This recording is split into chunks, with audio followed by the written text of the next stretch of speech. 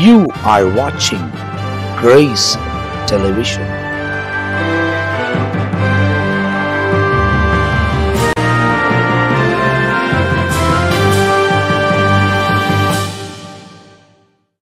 அருமை இரட்சகராக இயேசு கிறிஸ்துவின் நாமத்தினால் உங்கள் யாவருக்கும் என் அன்பின் வாழ்த்துக்களையும் ஸ்தோத்திரங்களையும் தெரிவித்துக் கொள்கிறேன்.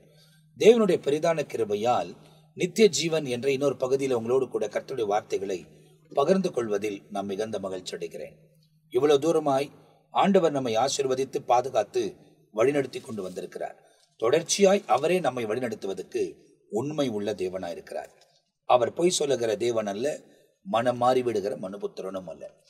நாம் கடைசி காலத்தில் கடைசி மணி நேரத்தில் வாழ்ந்து கொண்டிருக்கிறோம். வேதத்தில் சொல்லப்பட்டிருக்கிற அநேக அடையாளங்கள் நம் கண்களுக்கு முன்புதான் நிறுத்தப்பட்டிருக்கிறது. இயேசு எப்போது வரப்போறார் என்று யாருக்கும் தெரியாது. அப்படின்னா ரகசியமாய் வரப்போகிறது யாருக்குமே தெரியாது. பேதுரு சொன்னபடி அவர் திருடனை போல வருவார் என்பதை அவர் சொல்லியிருக்கிறார். ஏன்னா திருடன் சொல்லிட்டு வரமாட்டான். அவன் எந்த நேரத்திலாவது வந்து வெளியேறப்பட்ட பொருட்களை அவன் கொள்ளடிப்பதை போல இயேசு வந்து வெளியேறப்பட்ட ஆத்து மக்களை தன்னோடு கூட இணைத்து கொண்டு அவர் கொண்டு போக போகிறார். அது எந்த நேரம் என்று யாராலுமே சொல்ல முடியாது. ஆனால் அதுக்கு முன்பு நடக்கக்கூடிய அடையாளங்கள் எல்லாம் ஆண்டவர் சொல்லியிருக்கிறார். இவைகளெல்லாம் சம்பவிக்கும் போது உங்க மீட்பு சமீபமாக இருக்கிறது என்பதாக வேதத்துல ரொம்ப துல்லியமாய் சொல்லப்பட்டிருக்கிறது. அந்த காரியங்கள் இப்போ நம்ம கண்களுக்கு முன்பதாய் நிறைவேறி கொண்டு வருகிறத பார்க்கிறோம். முந்தியெல்லாம் நிறைவேறிட்ட வந்துச்சு. சில காரியங்கள்லாம் கடைசி மணி நேரத்தில் நிறைவேற வேண்டிய காலங்கள் நிறைவேறி கொண்டிருக்கிறது. எக்கால சத்தம் எப்ப வேணாலும் கேட்கலாம். ஆனா ஒண்ணு மாத்திரம் நல்லா தெரிந்து கொள்ளுங்க, இந்த எடுத்துக்கொள்ளப்படுதல் வந்த பிறகு அந்த நிமிடம் முதல் கொண்டு அடுத்த 7 வருஷம் 1260 நாள் உபத்திரவ காலம், 1260 நாள் மகா உபத்திரவ காலம், இது ரெண்டும் நடக்க போகிறதை நாம் பார்க்க போகிறோம். அப்போ நம்ம எடுத்துக்கொள்ளப்படுகிற நாள்ல இருந்து 7 வருஷத்துல இயேசு ஒலிவ மலை மேல வந்து நிப்பாரு. அப்பதான் அவருடைய பகிரங்க 2ஆம் வருகை. அதுக்கு பிறகு நடக்க வேண்டிய சம்பவங்கள் எல்லாம் வேதத்தில் துல்லியமாய் அழகாக கொடுக்கப்பட்டிருக்கிறதை நாம் பார்க்கிறோம். எனவே இந்த வேளையில் தொடர்ச்சியா அந்த வசனங்களை ஆராயவும் நித்திய ஜீவனுக்கு ஏற்ற ஒரு வாழ்க்கை வாழ ஆண்டவர் நமக்கு உதவி செய்யவும் நிறைய காரியங்களை ஆராய போகிறோம். நம்மத்தில பிஷப் ரெவரண்ட் பென்னி எஸ்ஐ அவர்கள் இந்த நிகழ்ச்சியில நம்மோடு கூட இருக்கிறாங்க. போன நிகழ்ச்சி வந்த போது அவர்கள் ஊழியத்தின் நிமித்தமாய் அவர்கள் வெளியே ஊழியங்களை கடந்து போயிருந்தாங்க. சேர்ந்து வந்து உட்கார்ந்து பேச முடியல. ஆனா தொடர்ந்து இந்த நாளிலே உங்களோடு கூட கர்த்தருடைய வார்த்தைகளை பகிர்ந்து கொள்ள அன்பு போதகர் வந்திருக்கிறாங்க. Praise Lord pastor. ரொம்ப சந்தோஷமா இருக்கு பாஸ்டர் இந்த வசனங்கள் எல்லாம் தியானிப்பதுக்கு, ஆராய்வதற்கு. ஏன்னா பைபிள்ல இயேசு சொன்ன மாதிரி மனுஷன் அப்பத்தினாலும் தண்ணீராலும் மாத்திரமல்ல, தேவனுடைய வாயிலிருந்து புறப்படுகிற ஒவ்வொரு வார்த்தையாலும் பிழைத்திருப்பான் அப்படின்னு சொல்லும் போது எனக்கு மோசே கவனத்துக்கு வரும். அவர் வந்து 40 நாள் உபவாசம் பண்றேன்னு சொல்லிட்டோம் போல, நான் உபவாசம் பண்றேன்றதும் அவர் போல. ஆனா ஆண்டவர் கூப்பிட்டாரு, மலை ஏறினாரு, 40 நாள் ஆயிடுச்சு. 40 நாள்ல அவர் மேல போய் சாப்பிட்டு இருக்கிறதுக்கு வாய்ப்பே கிடையாது. ஆனா தேவனுடைய பிரசன்னத்துல அவர் இருந்ததுனால தேவனுடைய வாயிலிருந்து வர ஒவ்வொரு வார்த்தையும் நம்ம சாப்பிடுற உணவை பார்க்கலாம் அவருக்குள்ள ஒரு பலத்தை கொண்டு வந்திருக்கும். அதனால ஒரு 40 நாள் ஆயிடுச்சு. அதுக்கப்புறமா அவர் கீழே வராரு. யோசுவா பார்க்கும் போது அவர் முகம் அவ்வளோ பிரகாசமா இருந்தது. அந்த பிரகாசத்தை பார்த்த இவர் முகம் பிரகாசம் ஆயிடுச்சு. அந்த மாதிரியும் பைபிள்ல நமக்கு ரொம்ப அழகா சொல்லப்பட்டிருக்கு. அப்ப அவனுடைய வசனங்களை தியானிக்க ரொம்ப இன்ட்ரெஸ்டிங்கா இருக்கு. அதே நேரத்துல அடுத்தது என்ன நடக்க போகுது என கேள்விப்படக்கூடிய அளவுக்கு காரியங்கள் இந்த இடத்துல நம்ம பார்க்க முடிகிறது. ஸோ இந்த நிகழ்ச்சியில தொடர்ந்து, ஏன்னா நித்தியம் வந்து ரொம்ப முக்கியமான ஒன்று. ஏன்னா அதுதான் எப்பவுமே வாழப்போகிற ஒரு வாழ்க்கை. அதே நேரத்தில் பார்த்தீங்கன்னா இந்த உலக வாழ்க்கை தற்காலிகமானது. அதுக்கு பிறகு 7 வருஷம் ஆட்டுக்குட்டியின் கல்யாணம் இருக்கு, 7 வருஷம் உபத்திரமும் மகா உபத்திரவ காலங்கள், அந்த 3.5 வருஷம் இருக்கு. அதுக்கு பிறகு 1000 வருஷ அரசாட்சி இருக்கு. அதுக்கு பிறகுதான் நித்தியமான பரலோகத்துக்குள்ள போறோம். இவைகள் எல்லாம் 7 வருஷம் 1000 வருஷம், அதுக்கு பிறகு நித்தியம். இதுக்குள்ள போகணும் அப்படின்னாக்கா சாதாரணமா கிறிஸ்துவங்கன்னா போக முடியாது. கிறிஸ்துவுக்குள் வாழக்கூடியவர்கள் தான் போக முடியும். அவங்க யாரா இருந்தாலும் இயேசு கிறிஸ்துவின் உபதேசத்தை கை கொண்டிருக்கிறார்களா அப்படின்றத தான் பார்க்கணும். அப்படி தேவனுக்கு கீழ்ப்படிந்த நடன நிறைய பேர் இதில் குறிக்கப்பட்டிருக்காங்க. நம்ம பேசிக்கிட்டே வரோம். ஏன்னா போன முறை நீங்க பேசினப்ப நீங்க சொன்னீங்க நோவா, தானியல், யோபு. அப்போ நோவாவை குறித்து நிறைய பேசியிருக்கிறோம். அது நிறைய பேசிட்டதுனால அடுத்தது நம்ம போவோம்னு சொன்னோம். அப்போ இன்னைக்கு தானியலை குறித்து 2வது மனுஷன். ஏன்னா எசேக்கியேல்ல சொல்லப்பட்டிருக்கிறது நோவாவா இருந்தாலும் அதாவது தானியலா இருந்தாலும் யோபா இருந்தாலும் அது நடுவில் இருந்தாலும் அவர்களை மாத்திரமே தான் தப்பித்துக் கொள்வார்கள் தவிர அவர் குமாரர்களும் குமாரத்திகளும் தப்புவதில்லை என்பதை ஆண்டவர் தொடர்ச்சியா சொல்லிட்டு வர விஷயத்துல சொல்றாரு. ஏன்னா 4 காரியம் அந்த இடத்துல சொல்லப்பட்டிருக்கு. ஒண்ணு முதல் அப்பம் என்ற ஆதரவு கொள்ள கர்த்தர் எடுப்பார், பஞ்சம் வரும். அடுத்தது துஷ்ட மிருகம் வரும். 3வது பட்டயம் வரும். 4வது கொள்ளை நோய் வரும் என்பதை சொல்லப்பட்டிருக்கு. இதெல்லாம் இன்னைக்கு காலத்துல நடக்கக்கூடிய ஒரு காரியமா இருக்குது. அப்போ அது நடுவில் அவங்க இருந்தா அவங்களை மாத்திரம் தப்பித்துக் கொள்வார்கள். அது நடுவில் இருந்தால்ன்றதை காட்டிலும் அங்க வசனம் என்ன சொல்ற, அவர்கள் தங்கள் நீதினால் தங்கள் ஆத்துமாக்களை மாத்திரம் தப்புவிப்பார்கள். அப்போ தங்கள் நீதினால் அப்படின்னு சொல்லும்போது இந்த 3 பேரும் நீதி உள்ளவர்களாய் இருந்திருக்கிறார்கள் என்பதற்கு வேதத்துல நிறைய ஆதாரம். அதாவது இவங்க 3 பேரை குறித்து பரலோகமே சாட்சி ஆண்டவர் சாட்சி கொடுத்திருக்காரு. அதுல இப்போ நீங்க சொன்ன மாதிரி தானியேல், அந்த தானியேலை நாம் எடுத்துக்கொள்வோம் என்று சொன்னால் தானியேல் 1வது அதிகாரத்துல பாருங்க, தேவனுக்கு முன்பாய் உத்தமமாய் நீதியாய் இருக்கிறவர்கள் எப்படி உயர்த்தப்படுகிறார்கள் என்பதை 1வது அதிகாரத்திலே பார்க்க முடிகிறது. சரி, கடந்த நிகழ்ச்சியிலே நாம் பார்த்தோம், தானியேல் தன்னை தீட்டுப்படுத்திக் கொள்ளக்கூடாது என்று சொல்லி தீர்மானம் பண்ணினான். அந்த குறிப்பை தான் நம்ம கடந்த நாட்களிலே நாம் பார்த்தோம். அப்போ அவன் தீர்மானம் பண்ணினது மாத்திரமல்ல, வசனத்துல குறிப்பாய் 1வது அதிகாரத்தில் இருக்கிறதான சில முக்கியமான சம்பவங்களை நாம் பார்க்க போகிறோம். அங்க 1வது அதிகாரத்துல 8வது வசனத்துல பார்க்கும்போது அவன் என்ன பண்ணான், தன்னை தீட்டுப்படுத்திக் கொள்ளாதபடிக்கு தீர்மானம் பண்ணினான் என்று வசனத்திலே வாசித்தோம். அது மட்டுமல்லாதபடிக்கு தானியேலோடு கூட இருந்ததான அவருடைய நண்பர்கள் 4 பேர், அவர்களை குறித்து 11வது வசனத்துல பார்க்கும்போது, அப்போது பிரதானிகளின் தலைவனாலே தானியேல், அனனியா, மிஷாவேல், அசரியா என்பவர்கள் மேல் விசாரிப்புக்காரராக வைக்கப்பட்ட மெல்ஷார் என்பவனை தானியேல் நோக்கி, அப்ப அவர்கிட்ட சொல்றாரு, என்ன சொல்றாரு, 10 நாள் வரைக்கும் உமது அடியாரை சோதித்து பாரும், எங்களுக்கு புசிக்க பருப்பு முதலான மரக்கறிகளையும் குடிக்க தண்ணீரையும் கொடுத்து. ஒன்னு சொன்னீங்க ஆரம்பத்துல, என்ன சொன்னீங்க அப்படின்னா, ஒன்னு நோவா உலகத்தை ஜெயித்தார். ஆமா. தானியேல் மாம்சத்தை ஜெயித்தார். யோபு பிசாசை ஜெயித்தார், சாத்தானை ஜெயித்தார். இப்போ இவர்கள் மாம்சத்தை ஜெயிக்கிறார்கள். ஜெயிக்கிறதுக்கு காரணம் இப்ப நீங்க சொல்லுகிற காரியம். இப்போ ஒண்ணுன்னா ராஜ போஜனம் அவங்களுக்கு முன்பதாக வைக்கப்பட்டிருக்கு. ஆமா. ராஜா சாப்பிடுகிற சாப்பாடு அவங்களுக்கு முன்ன வைக்கப்பட்டிருக்கு. ஆனா இவங்க போய் என்ன கேக்குறாங்க, பருப்பை கூடும், மரக்கறி, தண்ணீரை கூடும், அதுல என்ன டெஸ்ட் பண்ணி பாருங்க அப்படின்னு சொல்லிட்டு அங்கே சவால் விடுகிறதாக பார்க்கிறோம். அதே நேரத்தில் சொல்றார், எங்கள் முகங்களையும் ராஜ போஜனம் புசிக்கிற வாலிபருடைய முகத்தையும் ஒத்து பாரும். அங்க சாப்பிடறதுக்கு முன்னாடியே சரி அவரு சேலஞ்ச் பண்றாரு, பின்பு நீர் காண்கிறபடி உங்களுடைய அடியார்களுக்கு செய்யும். அதாவது 10 நாள் பாருங்க. ஆமா. அதுக்கப்புறம் 10 நாள் விட்டுட்டு எங்க முகத்தையும் அவங்க முகத்தையும் பாருங்க, உங்களுக்கு ஓகேனா இதை கண்டினியூ பண்ணுங்க. ஆமா ஆமா அப்படி சொல்லி இருக்காரு. அதே போல 10 நாள் சென்ற பின்பு 15வது வசனம், ராஜபோஜனத்தை புசித்த எல்லா வாலிபர்களை பார்க்கிலும் அவர்கள் முகம் கலை உள்ளதாகவும் சரீரம் புஷ்டி உள்ளதாகவும் காணப்பட்டது. அப்போ நாம தீர்மானம் பண்ணணும். ஆமா, ஒரு முடிவு பண்ணணும். அதாவது ஒரு பொருத்தனை பண்ணிட்டு அதை செய்யணும், அதன்படியே நடக்கணும், செய்யாமல் இருக்கக்கூடாது. வசனம் இருக்கு, இவங்க பொருத்தனை பண்ணிட்டாங்க, தங்களை தீட்டுப்படுத்த கூடாதுன்ட்டு பொருத்தனை பண்ணிட்டதுனால அவர்களை பார்க்கும் பொழுது அவருடைய முகம் கலை உள்ளதாய் இருந்ததாம். அப்போ நம்முடைய வாழ்க்கையிலும் கூட நாம் ஒரு பொருத்தனை செய்வோம் அப்படின்னு சொன்னா கர்த்தர் நம்மை கலை உள்ளவர்களாய் மாற்ற உண்மையுள்ளவர். ஆனா அப்படி செய்ததுனால என்ன நடந்ததுன்னு சொல்லிட்டு அடுத்து வசனத்தை நீங்க வாசி பார்ப்பீங்க அப்படின்னு சொன்னா 17வது வசனம், அந்த 4 வாலிபர்களுக்கும் தேவன் எழுத்திலும் ஞானத்திலும் அறிவையும் சாமர்த்தியத்தையும் கொடுத்தார். அது 4 பேருக்கு. அடுத்து தானியேலை பற்றி தனியா சொல்லுது, தானியேலை சகல தரிசனங்களையும் சொப்பனங்களையும் அறியத்தக்க அறிவுள்ளவனா. அதுதான். As for these 4 young men, God gave them knowledge and skill in all literature and wisdom and Daniel had understanding in all visions and dreams.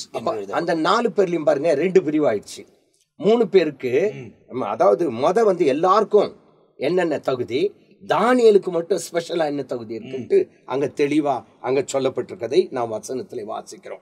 அப்போ இவருடைய ஞானம் அறிவை குறித்தெல்லாம் அப்படியே சொல்லிட்டு இருக்கும்போது மறுபடியும் இவனை கொண்டு போய் ராஜாவுக்கு முன்னாடி நிப்பாட்டுறாங்க. இந்த 4 பேரையும் நிப்பாட்டும் போது அவர்கள் ராஜா சமூகத்தில் நின்றார்கள். 19வது வசனத்தின் கடைசி பகுதி.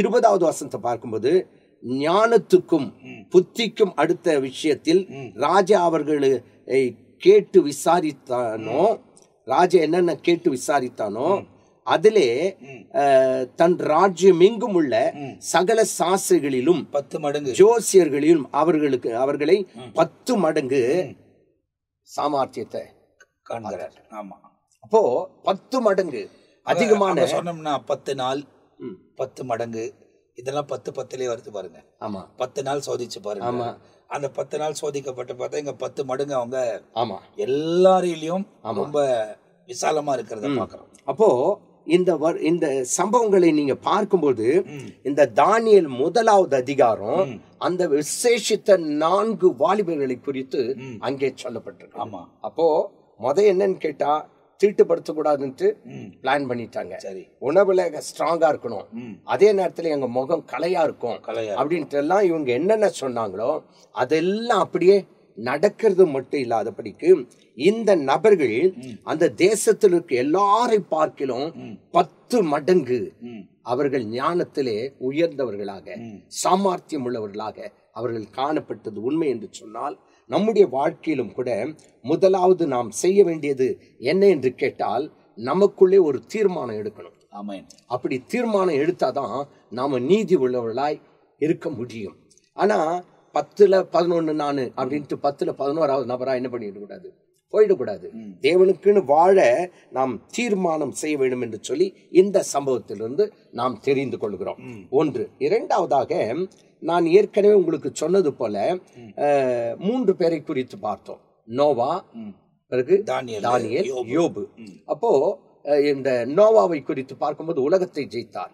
இப்போ இந்த தானியேல் மாம்சத்தை ஜெயித்தார் அப்படின்னு சொன்னா இந்த மாம்சம் சாப்பிடுறது இல்லைனாக்க இந்த சரீரத்தை குறித்து மாத்திரம் சொல்லாதபடிக்கு வேற சில சம்பவங்களை நாம் சொல்ல முடியும். சரி, காரணம் என்னன்னு கேட்டா 2வது அதிகாரத்தை நீங்க எடுத்துக்கொள்வீர்கள் என்றால் தானியேல் 2வது அதிகாரத்துல பார்க்கும்போது அங்கே ராஜா ஒரு சொப்பனம் கண்டதாக நாம் வசனத்திலே வாசிக்கிறோம்.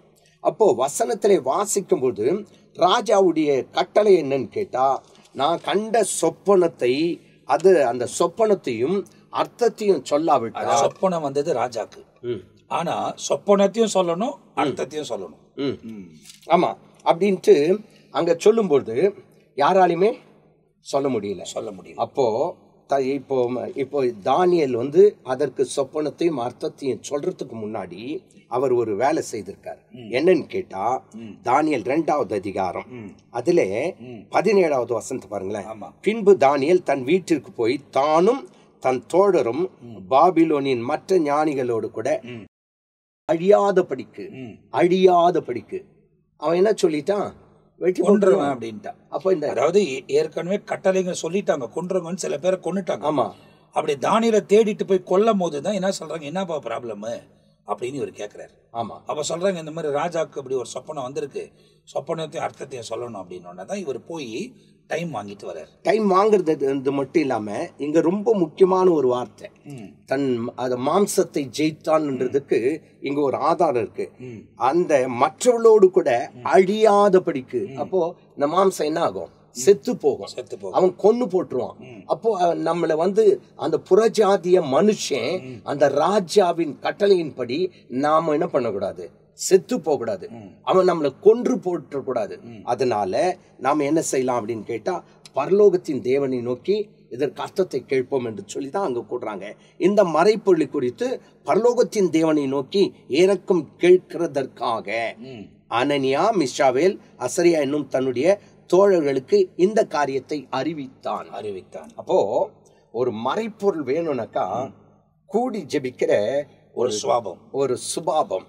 அப்போ டீம் பிரேயர். ஆமா, ஒரு டீமா சேர்ந்து என்ன பண்றது, ஜெபம் பண்ணி ஆண்டவர்கிட்ட விசாரிக்கிற ஒரு அனுபவம். அதாவது இப்ப நீங்க பாத்தீங்கன்னா இப்படி சொல்லும் போது, இப்ப நிறைய இடத்துல சில இடத்துல இருக்கும், பட் எங்க ஜபிக்கிறாங்க நமக்கு தெரியாது, ஆண்டவர் கொண்டு தான் தெரியும். ஆனா இந்த காலத்துல பாத்தீங்கன்னா ஒன்னு சேர்ந்து சாப்பிட ஒரு கூட்டம் இருக்கு, ஆமா, ஒன்னு சேர்ந்து டீ குடிக்க ஒரு கூட்டம் இருக்கு, ஒன்னு சேர்ந்து போண்டாங்களை சாப்பிட ஒரு கூட்டம் இருக்கு. இப்படி அங்க ஒரு குரூப் நிக்கிறத பாக்குறோம், அங்கங்க வீண் கதை பேசுறத பாக்குறோம். ஆனா ஜபிக்கிறவங்க யாருன்னு நமக்கு தெரியல. ஆனா ஜபிக்கிறவங்க ஆண்டவர் அங்கங்க வச்சிருக்கிறார். ஆனா அந்த சுவாபம் இவர்கிட்ட இருந்ததை நம்ம பாக்குறோம், தானியேல் கிட்ட இருந்ததை நம்ம பாக்குறோம்ல ஃபர்ஸ்ட். ஆமா, ஏன்னா அந்த சுவாபம் ரொம்ப முக்கியம், இந்த டீம் பிரேயர். அது இல்லாம ஜெபிக்கும் போது அந்த ஒரு மனம் என்பது ரொம்ப முக்கியம், அவசியம். அதாவது ஜபத்துக்கு நிறைய பேர் ஐயோ ஜபமான்ற ஒரு விருப்பம் வராங்க. அடுத்தது ஜபத்தை முடிச்சுட்டு என்ன கொடுப்பீங்க? அதாவது 80s ஒரு பெரிய ரிவைவல் சொன்னோம்.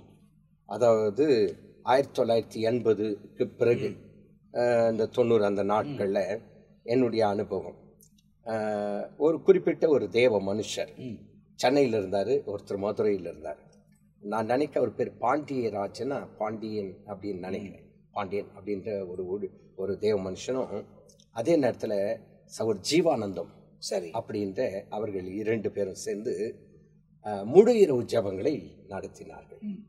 அப்போ எனக்கு இந்த தெரிந்த அநேக இடங்களில் நானும் போய் கலந்துக்கிட்டேன். சரி, அப்போ அந்த முழு இரவு ஜபம் அப்படின்னு சொன்னா ராத்திரி ஒரு 9 மணிக்கு ஆரம்பிச்சா விடிய 5 மணி 6 மணி கூட அது போகும். அதே போல கோலார் தங்கவயலிலும் கூட நாங்கள் நடத்தியிருக்கோம். சரி, அப்போ அந்த ஜெபம் அந்த நாட்களில், அந்த 80 90 அந்த நாட்களில் அதிகமா இருந்தது. அந்த நேரத்தில் பார்த்தா அநேக வாலிபர்கள் ரட்சிக்கப்பட்டார்கள். சரி, அநேக தேவனுக்காக எழும்பினவர்கள் இன்றைக்கும் பிரகாசித்துக் கொண்டிருக்காங்க. ஆனா படிப்படியா என்னாச்சுன்னு கேட்டா அது full night prayer of night prayer ஆயிடுச்சு. இப்ப என்னன்னு கேட்டா 1 மணி நேரம் 2 மணி நைட் பிரேயர், அவ்வளவுதான் நைட் பிரேயர். அது போக அமாவாசை பிரேயர் அப்படின்னு வந்துடுச்சு. அப்போ ஒரு மனமாய் கூடி ஜெபிக்கிற கூட்டங்கள் இப்போது மிகவும் குறைவு என்றுதான் நான் கூட ஊழியத்தின் ஆரம்பத்தில் ஆரம்ப நாட்களில் இந்த முழு இரவு கூட்டங்கள் நிறைய இடத்துக்கு கூப்பிட போயிருக்கிறேன். 10 மணிக்கு ஆரம்பிச்சாங்க அப்படின்னா, இல்லை 9 மணிக்கு ஆரம்பிச்சாங்கன்னா காலையில் 5 மணி வரைக்கும் போய்கிட்டே இருக்கும். இப்ப அந்த மாதிரி எங்கேயும் பார்க்க முடியல. என்ன சொல்றாங்க, ஒரு பக்கம் அரசாங்கம் தடைகளை கொண்டு வராங்க. நான் சொல்றேன், அரசாங்கம் ஏன் தடை கொண்டு வருதுன்னா, மைக்கு மியூசிக் போட்டீங்கன்னா வருது. ஆமா, மைக்கோ மியூசிக் யூஸ் பண்ண நாட்கள்ல அந்த 80sல நாங்க மைக்கோ மியூசிக்க வச்சது கிடையாது, ஞாபகம் இல்ல. ஒரே ஒரு டாம்பரின் தான் இருக்கும். அந்த டாம்பரின் இன்னொன்னு சொல்லணும்னாக்க ஜீவானந்தம் ஐயா அழகா டாம்பரின் அடிப்பார். சரி, அந்த ஒரே ஒரு டாம்பரின் தவிர எதையும் பார்க்க முடியாது. அப்போ ஜெபிக்கிறதுக்கு நேரங்கள் அதிகமாய் கொடுக்கப்பட்டது. ஒரு பிரசங்கம் அப்படின்னு சொன்னா ஒரு அரை மணி நேரமோ அல்லது ஒரு 3/4 மணி நேரம் 1 மணி நேரம், ஃபர்ஸ்ட் செஷன்ல 1, செகண்ட் செஷன், மீதி எல்லாமே ஜெபம் தான். ஆமா, ஆனா சில இடங்களை பார்த்தா பிரசங்கமே நிறைய. இப்போ அதை நான் குறையா சொல்றதுக்கு வரல. இப்படி கூடி ஜெபிக்கிற குழு தேவைப்படுகிறது, ஜபக்குழுக்கள் தேவைப்படுகிறது. அப்போ இந்த இடத்துல பார்த்தீங்க அப்படின்னு சொன்னா, அதாவது மற்ற ஞானிகளோடு கூட அழியாதபடிக்கு, தன்னுடைய சரீரம் அழிக்கப்படக்கூடாது, அவன் கொன்னுடக்கூடாது அப்படி நினைச்சுதான் இவங்க எல்லாம் என்ன பண்றாங்க, பரலோகத்தின் தேவனை நோக்கி கூப்பிட்டா. பின்பு காலத்திலே தரிசனத்திலே தானியேலுக்கு மறைப்பொருள் வெளிப்படுத்தப்பட்டது. அப்ப எப்பங்க வெளிப்பாடு வருது? ராத்திரியில வெளிப்பாடு வருது. கூடி ஜெபிக்கும் பொழுது, அதாவது தனித்து ஜெபிக்கிறதுன்றது இல்ல, கூடி ஜெபிக்கும் பொழுதுதான் கர்த்தர் என்ன பண்றாருங்க, தானியேலுக்கு தன்னுடைய காரியங்களை வெளிப்படுத்தினார் என்று 19வது வசனத்துல. அது எப்படி இருக்குங்க? 2வது அதிகாரம் 19வது. Then the secret was revealed to Daniel in a night vision. So Daniel blessed the Lord of heaven. Amen. Daniel answered and said. அப்படின்றது தொடர்ந்து தேவனை குறித்து அவர் புகழ்ந்த புகழ்கள் எல்லாம் அங்கே எழுதப்பட்டிருக்கிறது. அப்போ இதிலிருந்து நாம் கற்றுக்கொள்கிறது என்ன? நாம் சில காரியங்களை நம்முடைய சகோதரர்களோடு கூட என்ன செய்யணும், பகிர்ந்து கொண்டு தேசத்தின் எழுப்புதலுக்காக ஜெபிக்க வேண்டும், மறைப்பொருளுகளுக்காக ஜெபிக்க வேண்டும். ஜெபக்குழு அந்த ஐக்கியம் அவசியம் தேவைப்படுது. நான் மட்டும் தனியா ஜெபிக்க, தனி ஜெபன்றது வேற. ஆனால் தனித்து ஜெபித்தவர்களும் அநேகர் உண்டு. ஆனா இங்க பார்த்தீங்க அப்படின்னு சொன்னா, தன் தோழர்களோடே என்று சொல்லி வசனத்திலே வாசிக்கிறோம். தோழர்களோட ஆலோசனை செய்து இவர் ஜெபிக்க ஆரம்பித்த உடனே மறைப்பொருள் வெளிப்படுத்தப்பட்டது. அப்போ அந்த மறைப்பொருள் வெளிப்படுத்தப்பட்டதுனால்தான் இவருடைய மாம்சம் அழிவுக்கு போகாமல் தப்பிக்கப்பட்டது. ஆமென். அதான் ரொம்ப முக்கியம். அப்படி இல்லைனாக்கா மற்றவர்களோடு கூட சேர்த்து தானியேலை கூட என்ன பண்ணிருப்பாங்க, கொண்டுட்டு இருப்பாங்க. ஏன்னா கட்டளைகள் பிறப்பிக்கப்பட்டது என்று வசனத்துல. அப்போ இவர் என்ன செய்தார், தன் மாம்சத்தை என்ன பண்ணிருக்கார், ஜெயித்திருக்கார். சாப்பிடுகிற ஆகாரத்துல இந்த மாம்சத்தை கண்ட்ரோல் பண்ணிட்டாரு. அதே நேரத்துல மற்றவங்களோடு கூட சேர்ந்து நான் கொல்லப்படக்கூடாது, அழிக்கப்படக்கூடாது என்று சொல்லி தன் சகோதரனோட ஒருமித்து அவர் விண்ணப்பம் பண்ணுகிறவரா இங்கே காணப்பட்டது நிமித்தமா இங்க வசனம் சொல்லுது, கர்த்தர் என்ன செய்தாராம், ராக்காலத்திலே தரிசனத்திலே தானியேலுக்கு மறைப்பொருள் வெளிப்படுத்தப்பட்டது என்று சொல்லி வசனத்திலே வாசிக்கின்றோம். அப்போ பின்பு 20வது வசனம் தானியேல் சொன்னது, தேவனுடைய நாமத்திற்கு என்றென்றைக்கும் உள்ள சதா காலங்களிலும் ஸ்தோத்திரம் உண்டாவதாக, ஞானமும் வல்லமையும் அவருக்கே உரியது. அப்போ வெளிப்பாடு பெற்ற உடனே நான் ரொம்ப பெரிய ஆளு, நான் ஜெபம் பண்ணதுனால எனக்கு வெளிப்பாடு வந்துருச்சு அப்படின்ட்டு எதுவும் பெருமை பாராட்டிக்காம தன்னை தாழ்த்தினவராக அவர் சொல்லுகிற வார்த்தை என்ன, சகல அதாவது என்றென்றைக்கும் உள்ள சதா காலங்களிலும் ஸ்தோத்திரம் உண்டாவதாக, ஞானமும் வல்லமையும் அவருக்கே உரியது என்று தேவனை அங்கே மகிமைப்படுத்துகிறதாக நாம் பார்க்கிறோம். அது மட்டுமல்லாதபடிக்கு இந்த தானியேல் புத்தகத்தை எடுத்துக்கொள்ளும் போது அநேக சில ரகசியங்களை நாம் கற்றுக்கொள்கிறோம். என்னன்னு கேட்டா, முதலாவது இன்றைக்கும் சில சம்பவங்கள் நடைபெறுகிறது. இப்போ சிறைப்பிடித்து கொண்டு வரப்பட்டாங்க. கொண்டு வரப்பட்ட உடனே இந்த கல்தேய மொழியை கற்றுக்கொள்ள வேண்டும் என்று சொல்லி போதிக்கிறதாக பார்க்கிறோம். இப்போ மொழி மாற்றப்படுகிறது. தாய்மொழி இல்லை, இப்ப வேற மொழியை கற்றுக்கொள்கிறார்கள். மொழி மாற்றப்படுகிறது. இரண்டாவது உணவு மாற்றப்படணும் அப்படின்னு சொல்றாங்க. மூன்றாவது தெய்வத்தையும் மாற்றணும்ட்டு ஒரு சிலையை வைக்கிறாங்க. இன்றைக்கும் சில நேரங்களில் அதுதான் நடக்குது. என்னன்னு கேட்டா, இந்த மொழி தான் பேசணும் அப்படின்ட்டு மொழியை என்ன பண்றாங்க, மாற்றாங்க. ரெண்டாவது உணவு, இதை சாப்பிடக்கூடாது, இதுதான் சாப்பிடணும், அதை சாப்பிட்டு அவனை வெட்டி போடு, அவனை அடி கொல்லு அப்படின்றாங்க. அப்போ உணவு மாற்றப்படுகிறது. மூன்றாவதாக தெய்வம் அப்படின்னு சொன்னா இதுதான் ஒரே தெய்வம் தான் அப்படின்னு சொல்லிட்டு அதை குறித்து நாம் வருகிற நாட்களிலே பார்க்க போகிறோம். ஒரே தெய்வம், ஒரே தெய்வத்தை தான் வணங்கணும். அப்போ தானியேல் தீர்க்கதரிசன புத்தகத்துல நடந்தது போல இந்த நாட்களிலும் நம்முடைய தேசங்களிலே நடந்து கொண்டிருக்குது. அது மட்டுமல்லாதபடிக்கு இந்த தானியேல் புத்தகத்துல நிறைய சம்பவங்கள்ல பார்த்தீங்கன்னா, 1வது அதிகாரத்துல தானியேல் இந்த சாத்ராக் மேஷாக் ஆபேத்நேகோ பற்றியும் தெளிவா சொல்லப்பட்டு அவருடைய ஞானத்தை குறித்து வெளிப்பட்டு, 2வது அதிகாரத்திலே பார்க்கும்போது அங்கே ஒரு சொப்பனம், அந்த சொப்பனத்தின் விளக்கம். அப்போ அந்த சொப்பனம் எதை காட்டுகிறது அப்படின்னு சொல்லும்போது 2ஆம் வருகையை அங்கே காட்டுகிறது. இப்போ நீங்க ஒன்று சொல்லும் பொழுது அவர்களுடைய மொழி மாற்றப்பட்டது, அவருடைய உணவு மாற்றப்பட்டது, தெய்வம் மாற்றப்பட்டது, ஆனா அவங்க பெயர்களும் மாற்றப்பட்டது. ஏன்னா தானியேல் என்பவருக்கு பில்ஷாஷார்ன்றதை கொடுக்குறாங்க. இவங்க 3 பேருடைய ஒரிஜினல் நேம் வந்துதான் அனனியா, மிஷாவேல், அசரியா. இவங்களுடைய பேர் தான் சாத்ராக், மேசாக். அதான் அங்க தெளிவா இருக்கு. அனனியாவுக்கு சாத்ராக் என்றும், மிஷாவேலுக்கு மேஷாக் என்றும், அசரியாவுக்கு ஆபேத்நேகோ என்றும் மறுபெயரிடப்பட்டது. அது மறுபெயர். ஆமா, பெயர் மாற்றம், தேசம் மாற்றம். ஃபர்ஸ்ட் தேசம் மாற்றம், பெயர் மாற்றம், உணவு. அதாவது அதுதான் ஃபர்ஸ்ட் அப்படி போனோம்னா, ஸ்டெப்பா போனோம்னா, முதல் தேசத்தை மாற்றம். ஆமா. 2வது அவர்களுக்கு அந்த இடத்துல பெயர் மாற்றப்பட்டது. 3வது உணவுல மாற்றம் வருது. 4வது பாத்தீங்கன்னாக்கா லாங்குவேஜ். அவங்க லாங்குவேஜ். லாஸ்டா பாத்தீங்கன்னா தெய்வமே மாத்தக்கூடிய ஒரு சூழ்நிலை. இதெல்லாம் மாத்திக்கினாங்க. உணவு கூட இவங்க கேட்டு இவங்க பலப்பட்டதுனால இவங்க ஃபேவரிசம்ல அது வந்துருச்சு. ஆனா பேர் மாற்றப்பட்டது, ஊர் மாற்றப்பட்டது. தெய்வத்தை மாற்ற சொல்லும் போது ஆவே ஆகாதுன்ற முடிவே முடியாது. ஒரு பெரிய ரகசியம். இதெல்லாம் மாத்திக்கணுங்க, இதெல்லாம் பரவாயில்ல, ஆனா அதை செய்ய முடியாது அப்படின்ற மாதிரி தேவனுக்காக வைராக்கியமா நிக்கிறாங்க. அப்ப இந்த கடைசி நாட்களில் இப்ப இந்த சம்பவத்தை நம்ம தியானிச்சுட்டே வரோம். இப்ப பண்ணிட்டு வரும்போது என்ன நடக்குது அப்படின்னா, நித்திய ஜீவனுக்கும் இதுக்கும் என்ன முக்கியம் அப்படின்னாக்கா, இவர்கள் தேவனுக்கு ஏற்று கீழ்ப்படிந்து நடந்தபடியால் எல்லாவற்றிலும் ஆண்டவர் அவங்களுக்கு ஞானத்தை கொடுத்துட்டே இருந்தார். எல்லாவற்றிலும் ஆண்டவர் இவங்களுக்கு வெளிப்படுத்திட்டே இருந்தார். இவங்களை சாகாம எல்லா தீமைக்கும் தப்பு வச்சு இவங்களை நிக்க வைக்கிறார். அப்போ இதன் மூலியமாய் வசனத்தை ஆராய்ந்து அறிந்து கொள்றதுனால இந்த உலகத்தில் வாழற வரைக்கும் இவர்களை போல ஜெயமுள்ள ஒரு வாழ்க்கையும் கடைசியில நித்திய ஜீவனை பெற்றுக்கொள்ளக்கூடிய ஒரு கிருபையும் தேவன் தருகிறார். அப்படித்தானே? அதுதான் உண்மை. அதே நேரத்துல இன்னும் சில காரியங்களை நாம் கற்றுக்கொள்ளணும். என்னன்னு கேட்டா ஊர் மாறி வந்துருச்சு. நம்ம இப்ப பேசின பிரகாரம் பேரும் மாறிடுச்சு. சரி. அதே நேரத்துல உணவு மாற்றப்பட்ட பிறகு உணவுல தீட்டுப்படுத்த கொள்ள முடியாது. ஏன்னு கேட்டா சரீரம் இல்லையா, அந்த சரத்தை தப்பித்துக் கொள்ள வேண்டும் அப்படின்னு சொல்லிட்டு இந்த சரத்திற்கு ஆகாரத்திலே ஸ்ட்ராங்கா நின்னுட்டாங்க. சரி. அது மட்டுமல்ல, படிக்கு தெய்வங்கள் மாற்றப்படும் போது அதுலயும் அவங்க என்ன பண்றாங்க, மிகவும் ஸ்ட்ராங்கா நிற்கிறாங்க. அதுல சில முக்கியமான குறிப்புகள் தானியேல் 2வது அதிகாரத்துல நீங்க பார்க்கும்போது சில காரியங்கள் மறுபடியும் தொடர்ச்சியா பார்க்க போகிறோம். சரி. 2வது அதிகாரத்துல பார்க்கும்போது இங்க என்ன ராஜா உத்தரவு பிறப்பிக்கிறார் என்று சொன்னால் 2:48 பின்பு ராஜா தானியேலை பெரியவனாக்கி அவனுக்கு அநேக சிறந்த வெகுமதிகளையும் கொடுத்து அவனை பாபிலோன் மாகாணம் முழுவதற்கும் அதிபதியாகும் பாபிலோனில் உள்ள சகல ஞானிகளுக்கு மேலும் பிரதான அதிகாரியமாகவும் நியமித்தான் அப்படின்ட்டு வசனத்துல வாசிக்கிறது மட்டும் இல்லாம 46வது வசனத்துல பாருங்களேன். அப்போது ராஜா ஆகிய நேபுகாத் நேச்சர் முகம் குப்புற விழுந்து தானியேலை வணங்கி அவனுக்கு காணிக்கை செலுத்தவும் தூபம் காட்டவும் கட்டளையிட்டான்.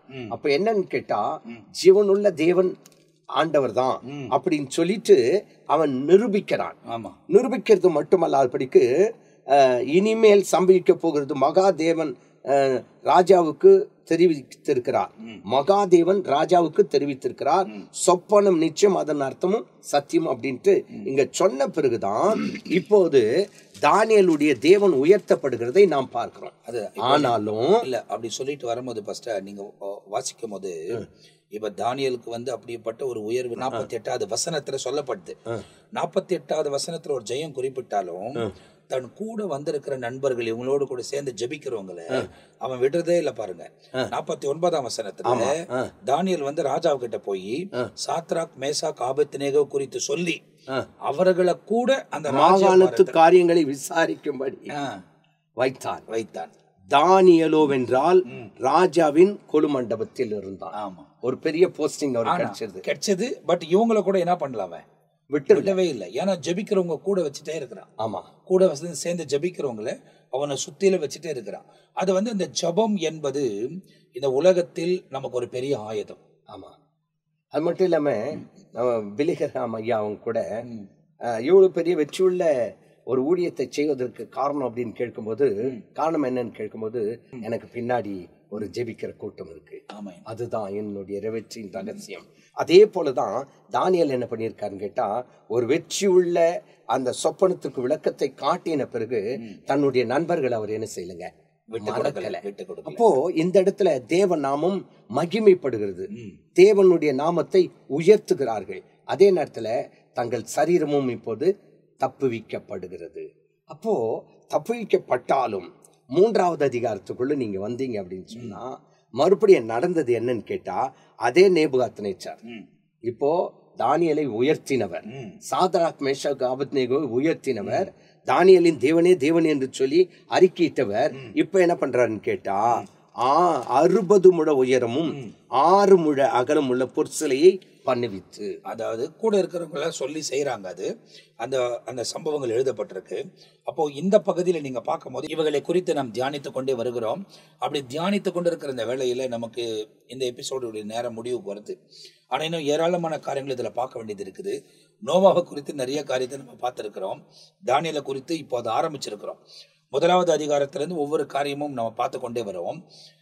உங்களுக்கு ஏற்கனவே சொல்லணும் அப்படின்னா, இந்த நித்திய ஜீவன் நிகழ்ச்சியில ஏன் இந்த வசனங்களை நம்ம ஆராய்ந்து அறிகிறோம் அப்படின்னாக்கா, அவங்களுக்கு பின்னால் இருக்கிற ஜெயங்கள், அவங்க மூலியமா தேவன் செய்த காரியங்கள், இந்த உலகத்தில் அவர்கள் தேவனுக்கு ஏற்ற மாதிரி வாழ்ந்தபடியால் தேவனும் அவங்களோடு கூட இணைந்து செயல்படுகிறதையும் அவங்களுடைய முடிவு ஜெயமா இருந்ததையும் வேதத்தில் சொல்லப்பட்டிருக்கிறது. நம்ம போக போக இவர்கள் எப்படியெல்லாம் வெற்றி பெற்றார்கள் என்பதை வேதத்தில் நாம் வாசித்து தெரிந்து கொள்ள போகிறோம். எனவே இந்த உலக வாழ்க்கையில் வாழ்ந்து கொண்டிருக்கிற நாம், இந்த உலகத்தில் நாம் வைக்கப்பட்டிருக்கிற காலம் வரை தேவனோடு கூட இணைந்து ராஜ்யத்தின் நீதியின் தேடு வாழும்போது நமக்கு இந்த உலகத்தில் என்னெல்லாம் சேர்த்து கொடுக்கப்படணுமோ எல்லாத்தையும் கர்த்தர் கூட்டி சேர்த்து தொடர்ச்சியாய் நம்மை நடத்தி கொண்டு போவதற்கு அவர் தான் சர்வ வல்லமுள்ள தேவனா இருக்கிறார். எனவே இந்த எபிசோட்ல இவைகளை தியானிக்க கர்த்தர் கிருபை தந்தார் பாஸ்டர். ஆனா இன்னும் நிறைய காரியங்கள் 3ஆம் அதிகாரத்துக்கு இப்ப வந்திருக்கிறோம். அது 3ஆம் அதிகாரத்துக்கு வந்திருந்தாலும் கூட 2வது அதிகாரத்தின் சில விளக்கத்தை அடுத்து நாம பார்க்க. ஆமா, காரணம் என்னன்னு கேட்டா, 2வது அதிகாரம் தான் இந்த உலகத்தின் முடிவுக்கும் ஆண்டவுடைய வருகைக்கும் அடையாளமாய் வெளிப்படுத்தப்பட்டதான ஒரு சொப்பனம் இது. அதை நம்ம அதுதான் அவருக்கு வந்த அந்த சொப்பனத்தை தானியேல் விளக்கி சொல்லுகிறார். அவர் எதை ஜெபத்தில் கேட்டு தெரிந்து கொண்டாரோ, இரவு வேளையில அவருக்கு தரிசனத்தின் மூலியமா கர்த்தர் வெளிப்படுத்தினாரோ, அது முழுமையாக அங்க எழுதப்பட்டிருக்கு. அது என்ன என்பதை நம்ம அப்ப அடுத்த நிகழ்ச்சியில் அவைகளை நாம் பார்க்க போகிறோம். தொடர்ந்து இந்த நிகழ்ச்சியோடு கூட இணைந்திருங்க. இதை பார்க்கிற நீங்க மற்றவங்களோட ஷேர் பண்ணுங்க. வேதத்தை நல்லா தெரிந்து கொள்ளுங்க. வேதத்தை நல்லா படித்து அதன்படியே நடப்பதற்கு நீங்க கவனமா இருங்க. இடதுபுறமும் வலதுபுறமும் சாயாமல் ஏற்ற காரியங்களை செய்வீர்களானால் நிச்சயமாய் எந்த நேரத்தில் எக்காலம் துணித்தாலும் தேவனோடு கூட இணைக்கப்படுவதற்கு தேவன் கிருபை தருவார். யாருடைய உயிர் எப்போ போகும் தெரியாது, எக்கால சத்தம் எப்போ கேட்கப்படும் என்று தெரியாது. எனவே ஆயத்தப்படுங்கள், தேவனோடு இணைந்திருங்கள். ஆண்டவர் பெரிய காரியங்களை செய்வார். அடுத்த எபிசோட்ல உங்களை சந்திக்கிற வரை நாங்கள் 2 பேருமே உங்ககிட்ட இருந்து விடை பெறுகிறோம். கர்த்தர் உங்களை ஆசீர்வதிப்பாராக. ஆமேன், ஆமேன்.